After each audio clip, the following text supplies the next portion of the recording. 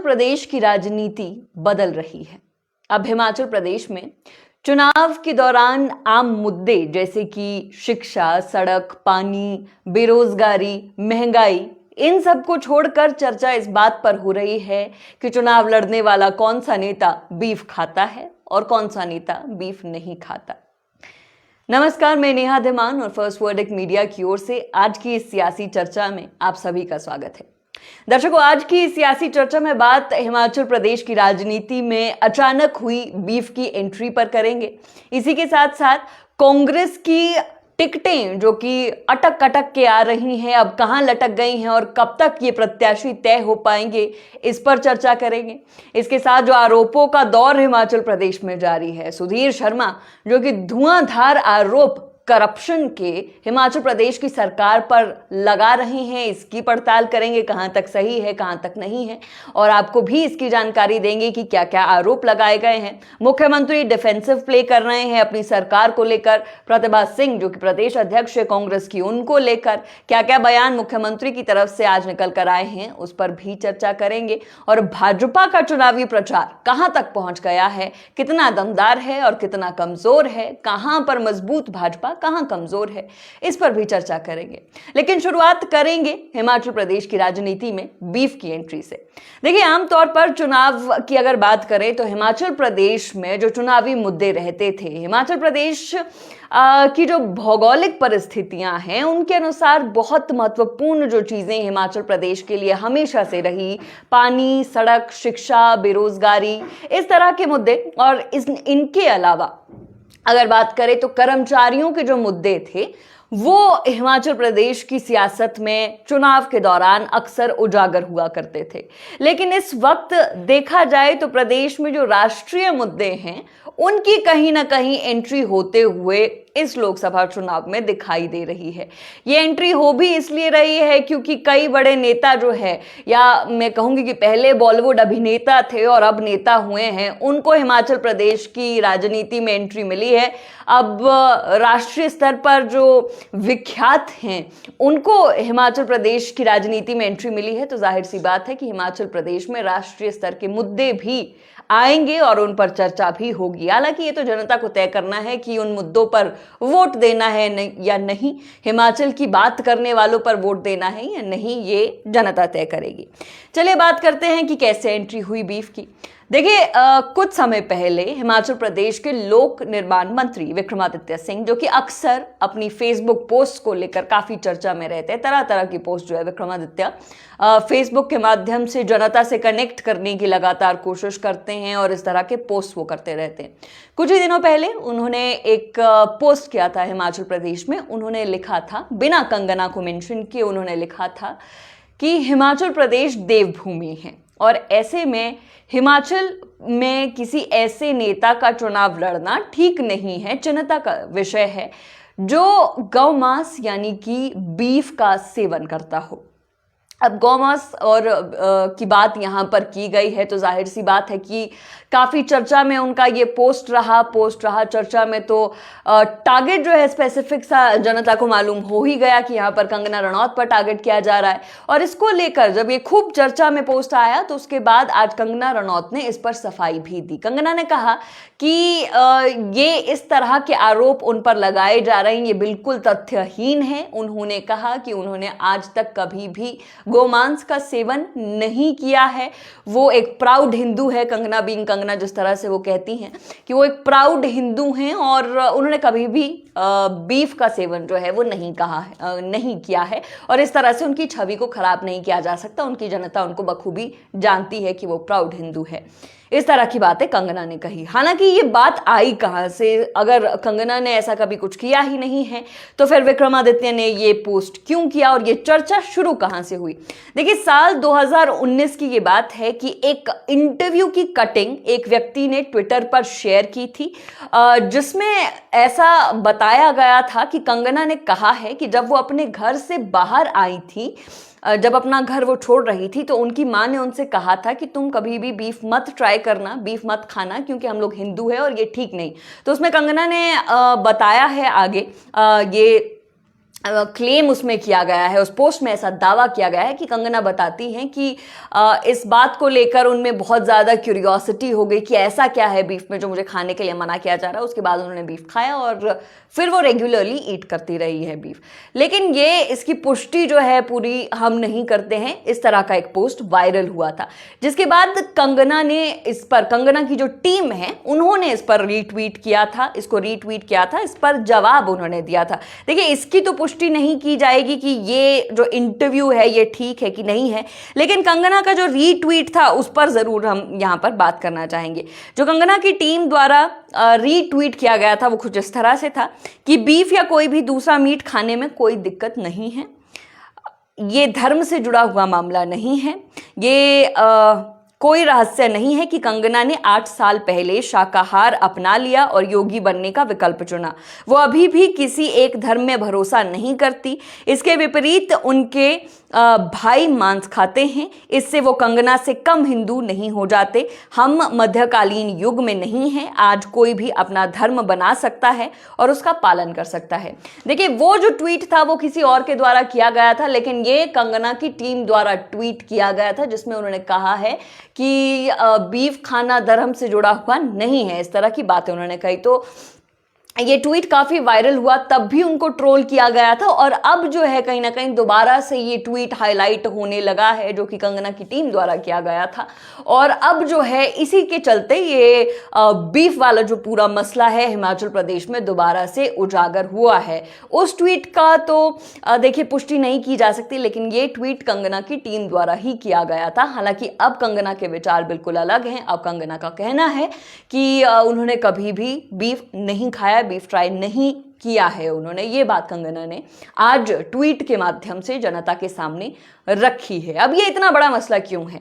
देखिए, कंगना रनौत को भारतीय जनता पार्टी से टिकट मिला है। भारतीय जनता पार्टी वो पार्टी है जो एक भी मौका नहीं छोड़ती है खुद को हिंदुत्व का रक्षक और हिंदुत्व का ध्वजवाहक बताने में। और गाय की हिंदू धर्म में क्या मान्यता है ये आप और हम सभी जानते हैं। और ऐसे में ये जो ट्वीट है कहीं ना कहीं भारतीय जनता पार्टी के प्रत्याशी की तरफ से ये विवाद का विषय जो है इस वक्त बना हुआ है। हालांकि ये कितना जरूरी है राजनीति में, किन मुद्दों पर बात होनी चाहिए, किन मुद्दों पर बात नहीं होनी चाहिए, ये बड़ा सवाल है। और इस वक्त इससे बहुत ज्यादा जरूरी विषय जो है वो हिमाचल प्रदेश की जनता के लिए है, जिनमें सबसे बड़ा अनएम्प्लॉयमेंट है, जो कि हिमाचल प्रदेश के यूथ ने पिछले लंबे समय से फेस किया है। अगर ऐसे मुद्दों पर चर्चा की जाए तो वो बेहतर होगा इन नेताओं के लिए, इन प्रत्याशियों के लिए। लेकिन फिलहाल राजनीति जो है किस पर घूम रही है आप सभी देख सकते हैं।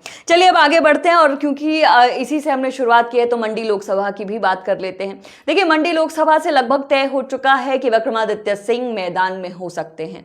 विक्रमादित्य सिंह मैदान में इसलिए भी हो सकते हैं क्योंकि आज प्रतिभा सिंह ने खुद ही बयान दिया है। उन्होंने कहा है कि विक्रमादित्य सिंह एक बेहतर प्रत्याशी हैं। आपको बता दें कि कोऑर्डिनेशन कमेटी की जो बैठक हुई है दिल्ली में शनिवार को, उसमें भी यही चर्चा की गई कि विक्रमादित्य सिंह जो है यंग डायनामिक लीडर हैं और ऐसे में वो बेटर ऑप्शन हो सकते हैं। देखिए, कंगना रनौत को उतारा गया है मंडी लोकसभा सीट से, तो जाहिर है कांग्रेस भी कोई कसर नहीं छोड़ना चाहती। और कांग्रेस का मानना है कि विक्रमादित्य सिंह, अगर कंगना की तरफ देखें तो कंगना हिंदुत्व को लेकर काफी ज्यादा पॉपुलर रहती हैं और इस तरह की चीजें जो है कहीं ना कहीं राजनीति में वो लेकर आ रही हैं। हिमाचल प्रदेश की भी जिन राष्ट्रीय मुद्दों को वो उठाती रही हैं पिछले लंबे समय से, वही उन्हीं की एंट्री जो है हिमाचल प्रदेश में भी हो रही है। अब भारतीय जनता पार्टी के इस हिंदुत्व मॉडल की काट जो है कहीं ना कहीं कांग्रेस पार्टी विक्रमादित्य सिंह में तलाश रही है, क्योंकि विक्रमादित्य सिंह वो नेता थे पार्टी के जो कि पार्टी लाइन से हटकर राम मंदिर का जो समारोह था अयोध्या में, उसमें वो शामिल हुए हैं विक्रमादित्य सिंह। और इसी के साथ साथ जब भी विक्रमादित्य कोई पोस्ट करते हैं अपने फेसबुक पर तो जय श्री राम का नारा वो अक्सर बुलंद किया करते हैं। अपने इंटरव्यूज के माध्यम से जब वो मीडिया से रूबरू होते हैं उसमें भी जय श्री राम का नारा वो बुलंद करते रहते हैं। और मंडी से उनके पिता वीरभद्र सिंह और प्रतिभा सिंह कई बार सांसद चुन के आ चुके हैं। और ऐसे में हॉली लॉज और उनके परिवार की कहीं ना कहीं पूरी जो उस एरिया में पैठ है उसको आगे बढ़ाने के लिए, उस विरासत को आगे बढ़ाने के लिए कांग्रेस जो है फिर से विक्रमादित्य सिंह पर भरोसा जता सकती है और ये लगभग फाइनल हो चुका है कि विक्रमादित्य सिंह ही मैदान में होंगे। और इसी को लेकर आज विक्रमादित्य सिंह मैदान में उतरे थे और क्योंकि वो दिल्ली से वापस आए हैं कोऑर्डिनेशन कमेटी की बैठक के बाद, आज वो मीडिया से रूबरू हुए और काफी तीखे हमले जो है उन्होंने कंगना रनौत पर आज भी किए हैं। उन्होंने कहा है कि कंगना हिमाचलियत को लेकर जनता के बीच में जा रही हैं और वो कह रही हैं कि वो हिमाचल की बेटी हैं इसलिए उनको वोट करना चाहिए। उन्होंने कहा कि कंगना इकलौती नहीं है जो हिमाचल की बेटी हैं, 20 लाख और भी हिमाचल की बेटियां और कई बेटियां हैं जिन्होंने हिमाचल का नाम रोशन किया है, तो सिर्फ इस बात पर तो उनको वोट नहीं दिया जा सकता। इसी के साथ साथ उन्होंने कहा कि कंगना को हिमाचलियत का ABC नहीं मालूम और ये जो है अब उनको मालूम पड़ेगा क्योंकि अब वो हिमाचल में आई हैं। इसके अलावा उन्होंने ये भी कहा कि कंगना क्वीन ऑफ कंट्रोवर्सी हैं और इस तरह से अगर वो अपनी बात से पलट रही हैं कि उन्होंने बीफ नहीं खाया है तो ऐसे में प्रभु श्री राम जो है उनको सद्बुद्धि दे। तो इस तरह के कमेंट्स जो हैं आज विक्रमादित्य द्वारा काफी देखिए आप अग्रेसिव जो है विक्रमादित्य अभी से दिखाई दे रहे हैं। और कंगना रनौत की अगर हम बात करें तो अक्सर वो रहती हैं चर्चा में अपने बयानों को लेकर और इसकी काट कहीं ना कहीं कांग्रेस पार्टी विक्रमादित्य सिंह में तलाश रही है। विक्रमादित्य सिंह अब कंपीट कर पाते हैं, कंगना के लेवल तक वो पहुंच पाते हैं बयानों में या नहीं ये तो वक्त ही बताएगा, लेकिन कोशिश जो है आज पूरी की गई है विक्रमादित्य सिंह के द्वारा। कई कड़े बयान जो है उनके द्वारा दिए गए हैं। अब बारी ये मंडी लोकसभा में इस वक्त क्या चल रहा है, टिकट किसको मिलेगा, लगभग फाइनल विक्रमादित्य सिंह मैदान में होंगे, भारतीय जनता पार्टी की तरफ से कंगना रनौत मैदान में होंगी। तो ये मंडी की बात। अब प्रदेश की राजनीति की कुछ अन्य चर्चाएं भी कर लेते हैं। देखिए टिकटों की बात करते हैं पहले कि कांग्रेस की कहां पहुंची है। कहा गया था कि कोऑर्डिनेशन कमेटी की बैठक जो दिल्ली में होगी सैटरडे शाम तक टिकट्स अनाउंस हो जाएंगे, लेकिन ऐसा नहीं हुआ। क्यों? क्योंकि जो CEC की मीटिंग है, कांग्रेस इलेक्शन कमेटी की मीटिंग नहीं हो पाई थी और अब जो ये मीटिंग है बताया जा रहा है कि 11 और 13 तारीख को हो सकती है। संभावित है कि 11 और 13 तारीख को ये CEC की मीटिंग हो और इसमें तय हो जाएगा कि कांग्रेस के कौन कौन प्रत्याशी किस किस सीट से होंगे। कई टिकटें कई सीटों पर इस वक्त फंसी हुई हैं, तय नहीं कर पा रही है कांग्रेस पार्टी, चुनौती बना हुआ है क्योंकि कांग्रेस के ही नेता भाजपा में चले गए, सेकेंड लाइन की लीडरशिप तैयार नहीं हुई और क्योंकि चुनाव में अभी बहुत समय भी है, ऐसे में कांग्रेस टाइम ले रही है और टाइम लेने के बाद जो है तय किया जाएगा कि आखिर कौन मैदान में होगा और कौन नहीं होगा। और कहीं ना कहीं ये सही मूव भी माना जा सकता है कांग्रेस का कि अगर समय है तो उसका इस्तेमाल क्यों ना किया जाए।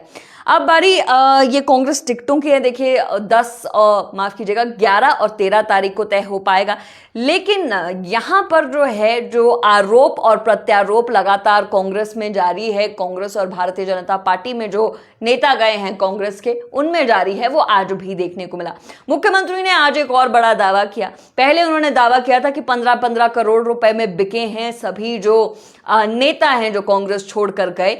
अब उन्होंने दावा किया कि इन सभी नेताओं का जो सरगना है वो सुधीर शर्मा है। सुधीर शर्मा ने सारी प्लानिंग की, वो उन सभी को लेकर गए और सुधीर शर्मा ने ही जो है ये पूरी प्लानिंग की, सबको वो लेकर गए। भारतीय जनता पार्टी को के साथ जो भी कोऑर्डिनेशन है वो सुधीर शर्मा ने की और 15 करोड़ रुपए ज्यादा सुधीर शर्मा ने लिए हैं। बाकी सबको 15-15 करोड़ मिले, सुधीर शर्मा को 30 करोड़ मिले। इस तरह के आरोप जो हैं आज मुख्यमंत्री सुखविंदर सिंह सुक्खू ने लगाए हैं। इसी के साथ साथ उन्होंने कहा कि ये जो भी किया है, अब भी एक और बड़ा दावा जो आज मुख्यमंत्री ने किया वो ये था कि भारतीय जनता पार्टी अब भी तोड़ने की कोशिश कर रही है कांग्रेस के नेताओं को। हालांकि अब ये संभव नहीं है। संभव क्यों नहीं है? क्योंकि जो बिकाऊ थे वो सभी बिक गए हैं। अब कांग्रेस पार्टी के विचारधारा के जो लोग थे वही बचे हैं कांग्रेस पार्टी में और ये कहीं भी जाने वाले नहीं है, ऐसा कहना है मुख्यमंत्री सुखविंदर सिंह सुक्खू का। हालांकि ये बात कितनी सच साबित होती है, क्या सभी जो जाने वाले नेता थे वो पार्टी छोड़कर चले गए हैं या अभी और भी नेता जा सकते हैं, ये बड़ा सवाल है और इसका इंतजार रहेगा। बहरहाल आपको बता दें कि मुख्यमंत्री 5 दिन के लिए हमीरपुर में रहेंगे। हमीरपुर के दौरे पर हैं मुख्यमंत्री सुखविंदर सिंह सुक्खू। आज वो हमीरपुर चले गए हैं और अगले 5 दिनों तक हमीरपुर में ही रहने वाले। देखिए, हमीरपुर की एक तो हमीरपुर लोकसभा में भी चुनाव है और इसी के साथ साथ हमीरपुर लोकसभा के अंतर्गत आने वाली 4 सीटों पर, ये जो 6 उपचुनाव है उनमें से 4 तो हमीरपुर लोकसभा में ही हैं। यह है बड़सर, सुजानपुर, गगरेट भी इसी में आता है और कुटलेहड़ भी हमीरपुर संसदीय क्षेत्र में ही आता है। तो इन 4 सीटों पर जीत सुनिश्चित करने के लिए, मंथन करने के लिए, चिंतन करने के लिए मुख्यमंत्री हमीरपुर में डट गए हैं और आगे 5 दिनों तक मुख्यमंत्री वहीं रहेंगे। अब आरोपों की बात हो रही है तो ये मुख्यमंत्री के आरोप, जो आज मुख्यमंत्री ने नए आरोप लगाए, लेकिन सुधीर शर्मा भी पीछे नहीं है। आज उन्होंने भी मुख्यमंत्री पर आरोप लगाए हैं। सुधीर शर्मा ने पहली बात तो ये कही, उन्होंने जस्टिफाई किया खुद को कि मुख्यमंत्री लगातार कहते रहते हैं कि राज्यसभा के लिए वोट कर दिया, इन 6 नेताओं ने पैसे के लिए बिक गए। लेकिन उन्होंने कहा, सुधीर ने याद दिलाया कि जब राष्ट्रपति का चुनाव हो रहा था और वीवी गिरी जो है मैदान में थे, उस दौरान इंदिरा गांधी ने भी क्रॉस वोट किया था और उन्होंने वीवी गिरी के लिए वोट जो है वो किया था। कांग्रेस पार्टी के इतिहास की उन्होंने बात की और उन्होंने कहा कि मुख्यमंत्री का इतिहास कच्चा है। इसी के साथ साथ कई गंभीर आरोप आज लगा दिए सुधीर शर्मा ने। उन्होंने कहा कि पिछले 15 महीने में बद्दी बरोटीवाला में खासकर बहुत ज्यादा करप्शन जो है वो किया गया है इस सरकार के द्वारा। करप्शन किस बात को लेकर? स्क्रैपिंग की बात उन्होंने यहां पर की है। देखिए, खनन और स्क्रैप 2 चीजें जिसके लिए बद्दी बरोटीवाला काफी चर्चा में रहता है और सुधीर ने भी यही आरोप लगाए कि स्क्रैप और खनन के चलते जो है काफी ज्यादा करप्शन कांग्रेस पार्टी द्वारा, कांग्रेस की सरकार द्वारा किया गया है। कैसे कि स्क्रैप की जो टेंडर्स हैं कई कंपनीज के, वो कुछ लोगों को दिलवाए गए, जिसका उन्होंने कहा कि सोलन से एक पत्रकार हैं। इसके अलावा उन्होंने कहा कि एक और व्यक्ति हैं जो दवा कंपनी में काम करते हैं। तो ये 2 लोग जो हैं, इनको टेंडर्स दिलवाए जा रहे थे स्क्रैप के लिए, और जो भी वेस्ट मटेरियल होता है जो किसी भी कंपनी से, किसी भी इंडस्ट्री से बाहर आता है, उसकी स्क्रैपिंग के टेंडर्स होते हैं और वो दबाव बनाया जा रहा था इंडस्ट्रीज पे कि किसी इन्हीं 2 व्यक्तियों को वो स्क्रैप के टेंडर्स जो हैं वो दिए जाएं। और इसके चलते कई इंडस्ट्रीज जो है इस तरह के दबाव को जो है टॉलरेट नहीं कर पाई और उन्होंने पलायन कर दिया। यहाँ पे 2 नाम लिए, 2 की बात उन्होंने कही है कि एक सोलन से पत्रकार हैं और दूसरे जो हैं उनकी बात की है कि दवा कंपनी में काम करते हैं। इसमें एक सीपीएस की इन्वॉल्वमेंट की भी बात जो है सुधीर शर्मा ने की है कि एक सीपीएस भी इसमें इन्वॉल्व थे और अधिकारी भी इसमें इन्वॉल्व थे। सेक्रेटरीट से फोन जाता था इंडस्ट्रीज को और स्क्रैप के टेंडर्स के लिए जो है वहां पर बात की जाती थी। तो इस तरह के गंभीर आरोप जो हैं वो धीरे धीरे खुलते जा रहे हैं, लगाए जा रहे हैं सुधीर शर्मा द्वारा। हालांकि सुधीर ये प्रूव कर पाते हैं या नहीं कर पाते हैं ये तो समय ही बताएगा, लेकिन बड़े दावे जो हैं, करप्शन के बड़े आरोप जो हैं सुधीर लगातार लगा रहे हैं कांग्रेस की सरकार पर कि पिछले 15 महीने में क्या क्या किया है। हालांकि मुख्यमंत्री का कहना है कि पिछले 15 महीने में उन्होंने बहुत अच्छा काम किया है, जनता के बीच वो गए हैं। देखिए, क्या होगा क्या नहीं होगा फिल वक्त ये स्पष्ट नहीं है, लेकिन यहाँ पर एक और नई अपडेट आज निकलकर सामने आई थी और वो अपडेट थी गगरेट विधानसभा क्षेत्र से। ये गगरेट विधानसभा क्षेत्र वो विधानसभा क्षेत्र है जहां पर कांग्रेस के लिए फिल वक्त टिकट दे पाना बहुत कठिन हो रखा है। वैसे तो यही हाल कांग्रेस है हर उपचुनाव वाली सीट पर, लेकिन गगरेट में किसी भी एक नाम पर सहमति पैनल भी जो है अच्छे से तैयार नहीं कर पा रही है गगरेट में कांग्रेस पार्टी। ये परिस्थिति इस वक्त गगरेट में बनी हुई है। यहाँ पर कई नेताओं के नाम की चर्चा है। देखिए, राकेश कालिया जो कि भारतीय जनता पार्टी में चले गए थे जब कांग्रेस में चैतन्य आए थे, लेकिन अब जो है वो उन्होंने भारतीय जनता पार्टी छोड़ दी क्योंकि भाजपा में चैतन्य आ गए। अब वो कांग्रेस की तरफ, कांग्रेस का मुंह वो ताक रहे हैं और उम्मीद कर रहे हैं कि कांग्रेस से उनको टिकट मिल जाए। हालांकि मिलता है या नहीं ये तो समय ही बताएगा और उनको लेकर काफी रिजेंटमेंट भी जो है वो उस क्षेत्र में बना हुआ है। इसके अलावा और भी कई नाम हैं, समाज सेवी मनीषा शारदा का नाम यहाँ पर सामने आ रहा है, रमन जायसवाल का नाम यहाँ पर सामने आ रहा है, पूर्व विधायक हैं उनका नाम यहाँ पर सामने आ रहा है। लेकिन यहाँ पर खबर जो निकल कर आई वो ये है, सूत्रों के हवाले से ये खबर निकल कर सामने आई कि आस्था अग्निहोत्री के नाम पर भी चर्चा हुई है। आस्था अग्निहोत्री मुकेश अग्निहोत्री की बेटी हैं। मुकेश अग्निहोत्री को जिम्मा दिया जा सकता है गगरेट में चुनाव जितवाने का, और इसीलिए उनके नाम पर भी चर्चा हुई है। हालांकि वो लड़ेंगे या नहीं लड़ेंगे ये तो समय ही बताएगा, लेकिन चर्चा उनके नाम पर अभी जो कोऑर्डिनेशन कमेटी की बैठक हुई है उसमें हुई है। उम्मीद है कि जल्द कांग्रेस की टिकटें सामने आ जाए, ताकि जो ये हमारा एनालिसिस है, जो सियासी अपडेट है, वो और भी ज़्यादा रोचक हो सके, क्योंकि फिलवक्त प्रचार जो है ग्राउंड पर वो एक ही तरफ देखने को मिल रहा है। भारतीय जनता पार्टी इस वक्त अकेले ग्राउंड पर उतरी हुई है, प्रचार कर रहे हैं कैंडिडेट्स, लेकिन अब तक कांग्रेस के जो कैंडिडेट्स हैं वो मैदान में है नहीं, क्योंकि उनको मालूम ही नहीं है कि वो कैंडिडेट है कि नहीं, या क्या अभी होने वाला है आगामी समय में। तो आज की सियासी अपडेट में बस इतना ही। मैं नेहा धीमान आप सभी से इजाजत चाहूंगी। बहरहाल फर्स्ट वर्डिक्ट मीडिया पर खबरों का सिलसिला जारी है। धन्यवाद।